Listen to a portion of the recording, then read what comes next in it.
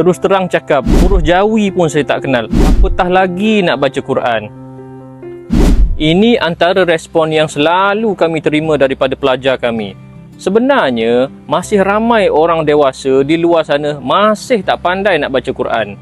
Antara puncanya ialah langsung tak kenal huruf, keliru huruf-huruf yang hampir sama bentuk, keliru nak baca huruf-huruf bersambung siap dengan tanda baris.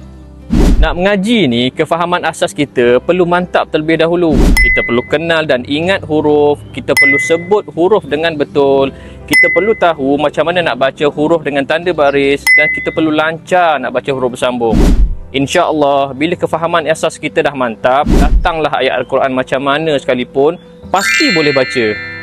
Mari saya tunjukkan satu formula shortcut untuk cepat lancar baca Quran walaupun anda masih lagi zero tak mengenal langsung. Tonton dulu video yang saya dah sediakan ni.